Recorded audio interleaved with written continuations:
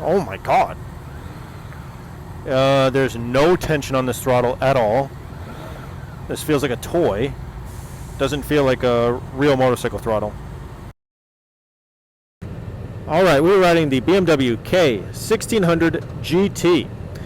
So far, first impressions, very comfortable. Very comfortable. I like the leg positions. Tons of wind coverage here. The mirrors look really good, really far out. The screen, clear to read, very big. So far, the K1600 GT feels nice. We got a tall windshield here.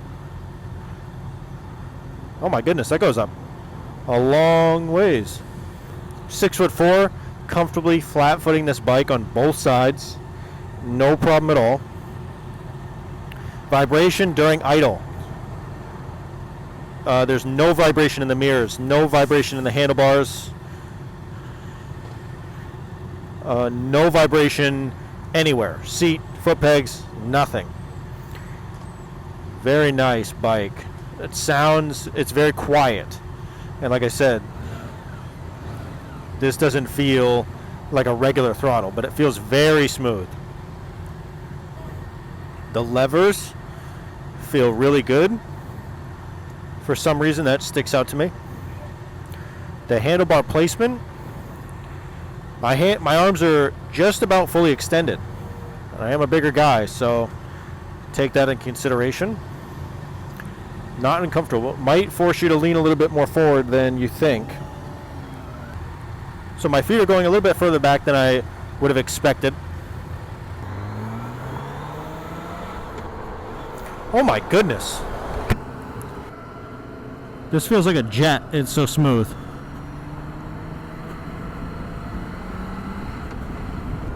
You can't even feel the engine. It's so smooth. This feels amazing. So this bike, it doesn't even feel like you're riding a motorcycle. This feels like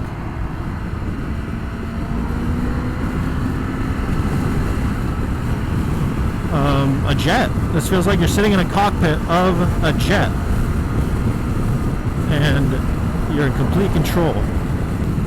This bike gives you so much confidence. Never ridden a BMW before, and just throw your leg over this and ride. I feel like I could ride this thing for 1,000 miles straight right now with no problem at all. Let's put the windshield up. This is the smoothest bike I've ever ridden. This is, take the Z900, which was the smoothest bike I'd ever ridden until today, and turn it up to 100. If that's a 10 on smoothness, this is 100. There's no vibration anywhere. The throttle is not too twitchy, and it's not lagging behind. The windscreen all the way down and all the way up felt great. You feel in complete control. I feel like I could ride this no-handed and be completely fine.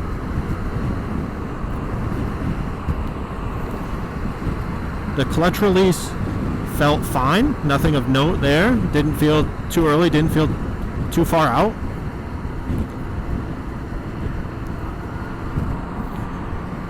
The power, it's smooth until you want a little bit of power, and you have instant power on tap. Plenty of power as far as I can tell. We are limited, obviously, what we can do. Brakes are smooth, not too touchy. One finger is enough to pull in the brakes.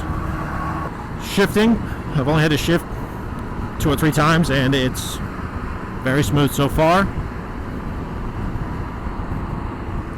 The mirrors, excellent, just like I expected they would be.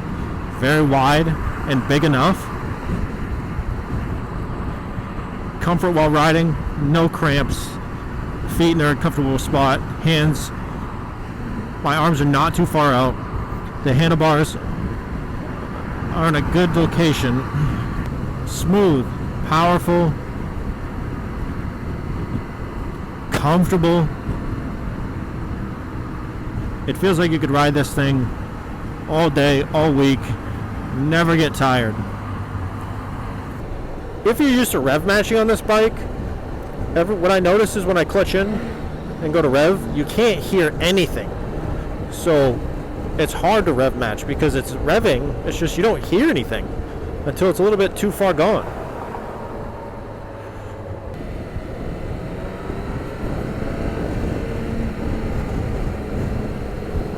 I'm only at 5,000 RPMs and this thing feels like a rocket, like it's ready just to take off.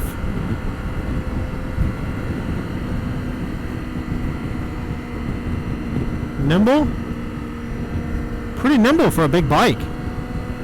Pretty flickable.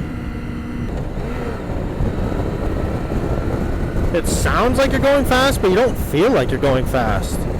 And I did accelerate pretty quick, but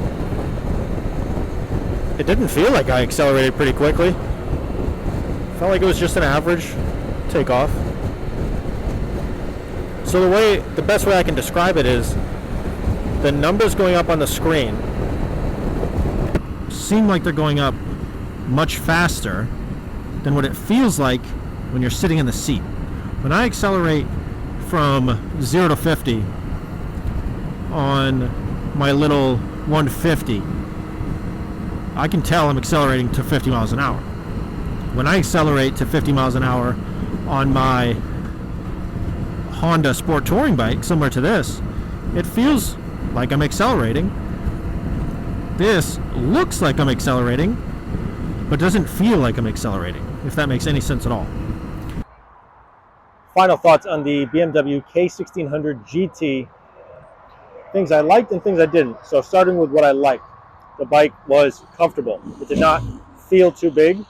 It was smooth. It was powerful. The dash was simple, but it also had a lot of technology in it. So those are all things I really liked about the bike. I didn't get to explore the dash or the options like the cruise control or the ride modes very much because we just showed up, we got on the bikes and rode. But if you own this bike, it would give you a lot of customization, which is nice. Some things I didn't really like was that the engine was extremely quiet. And I typically am a fan of quiet engines. But this one, when you're in first gear especially, and you tried to take off from a stoplight or a stop sign, you can't hear the engine at all. So the throttle doesn't feel like a regular motorcycle throttle, is how I would describe it. So I kind of had to look at my RPMs every time I was taking off just to make sure I didn't stall the bike. So I didn't like that part. Another thing I didn't like was for some reason when I was coming to a stop and I would be braking and right about to come to a stop, I'd put a little bit more pressure on the back brake. The back brake would like skip under my foot. It was very odd. I don't know what was happening. I don't know why it was doing it. Maybe it was just this one bike. Maybe that's a feature on these bikes. I'm not sure. And it's not like it wasn't the anti-lock. I know what you guys are thinking. I was going very slow, just coming to a regular stop, and every time the back brake would skip under my foot. So I didn't like that. Other than those two things, I think the bike was great. I definitely did not reach this bike's full potential. If I could get this bike out alone, not on a demo test ride like this, just on my own, then we would be able to see what this bike is capable of. But it met my expectations. Looking at the price tag, looking at the pictures and reviews online, it's supposed to be one of the top of the line motorcycles, and it met my expectations. I don't think it exceeded my expectations. And would I buy this brand new for 25 to 30,000? I'll put the price up here on screen. Probably not, just because if I'm going to spend that kind of money, I need to fall absolutely in love with the bike the moment I ride it.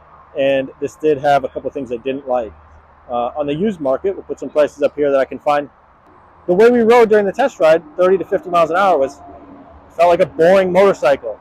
And the moments I did get a chance to really see the power, you could tell it's definitely not a boring motorcycle, but I just didn't get enough information for me to say I would buy it. Now, do I think it's a good motorcycle? Sure. And did it blow me away? No, it didn't. Would it if I had it all alone? Probably would. Thank you guys for watching, and if you want to see me test ride another BMW but a cruiser, check out this bike right here. And if you want to see me test ride a bunch of other bikes, small and big bikes, all the different brands, click on this playlist right over here. Rapping when they own me to sing on. They all want an album, so I gave them 20 singles. Yeah, I'm trying to get a hit, that's why I swear.